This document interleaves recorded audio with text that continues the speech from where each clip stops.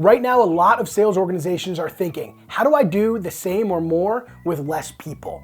And specifically, how do I motivate less people to produce the same or more as we were before?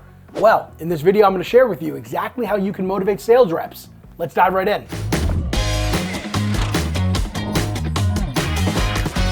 If you run a sales team, motivating that team is a part of the job. And I know a lot of people will say, quote, if you hire the right people, then you shouldn't have to worry about motivating them. And that's just not true. Everybody needs to be motivated.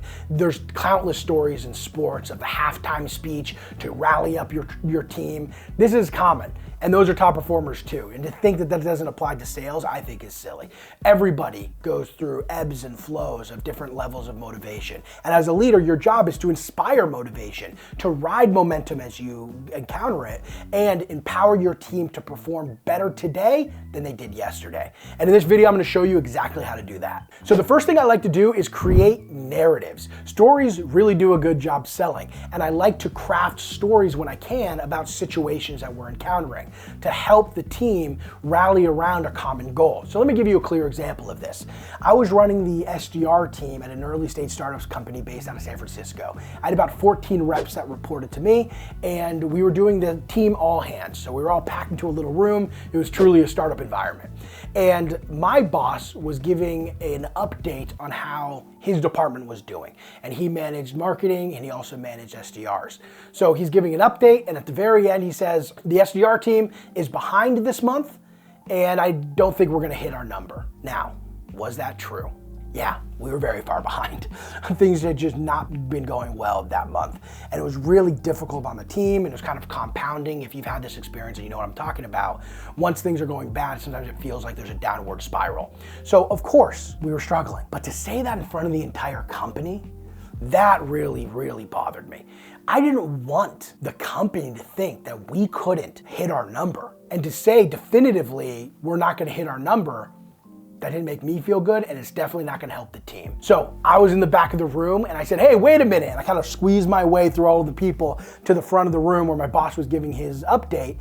And I said, listen, real quick, are we behind on our number? Yeah, but if there's any team that can turn this month around and actually hit the number that we set, it's this team here. Now, they continued with the meeting. At the very end, I pulled my entire team into a room. And I said, did you hear what they said in there?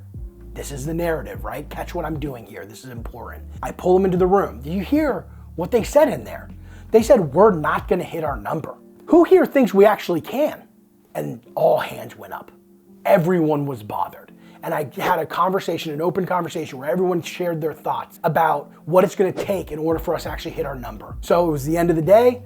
The next morning, everybody comes in bright and early. They're hitting the phones and they're just booking meeting after meeting after meeting. We broke 2 records on back-to-back days because the team was so motivated to prove the company wrong, to prove my boss wrong. And what happened at the end of the month? Well, we didn't hit our number, which makes the story a little bit less exciting, but we only missed it by 1. Now, would I have liked to hit our number? Yeah, I would have.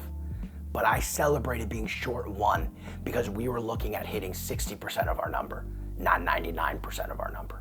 So using narrative like that, in this case it was an us versus them, can be a really powerful way to motivate your team.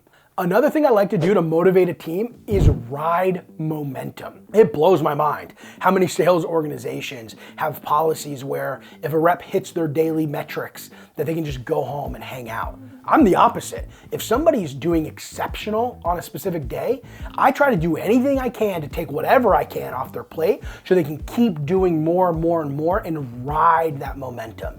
There's a ton of energy in sales, right? There's something intangible sometimes where you're just on fire and you don't really know why. You're closing deals left and right, or maybe you're cold calling and booking meetings like crazy. I don't want anybody going home early when they're winning. I want to keep winning, right? So what I encourage everybody to do is when you have momentum on the team, you bring everybody together and ride that momentum. So here's a real example. I had a rep once that booked, I think it was 10 meetings in a day, like some absurd number, okay? That's fantastic. We were expecting them to book, I think, 1 or 2 meetings a day, and this guy was at 10. Way exceptional. We've never had those types of numbers. So what did we do? We all got together as a team as they were booking more meetings, getting pumped up. I would pull everyone off the floor. Hey, they just got another one. Like, let's keep moving here. Let's keep pushing. Who's gonna get the next one? And you build momentum around this one person who's having a really exciting day. And the reality was, everybody ended up having an incredible day. No one else got close to 10 meetings, but everyone did well above what they were expected to do for the day because I was able to rally them around one person who had a lot of momentum behind them. So you could do the exact same thing as you see 1, 2, 3 reps who are doing exceptionally well that day.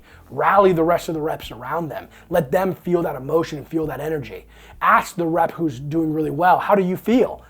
Things like this really, really help build momentum, and you can ride that momentum for multiple days. But if you just let things simmer down, it's gonna be tough to get it back up to that point. The next thing here is really understand every rep's individual goals for their career. Whether they want to go into leadership, whether they just want to make more money, or they want to be at a higher level as an individual contributor, whatever their goals are, you should be there to help them achieve those goals. And the things that you do today should be aligned with what you want to be doing in your future, right? You shouldn't be focusing on activities that aren't getting you closer to your goal.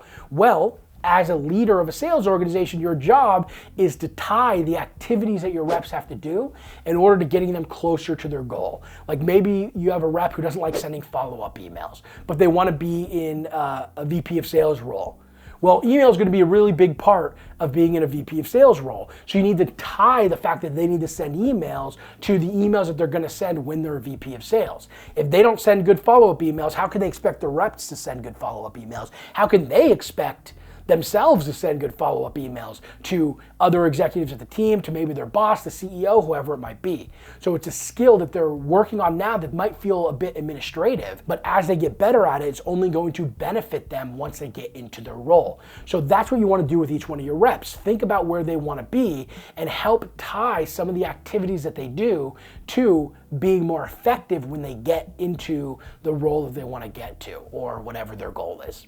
And there you go. I know it's a tough time right now. It can be a little difficult to motivate a team when maybe you had to do some layoffs or the economy's not good and sales seem to be dropping.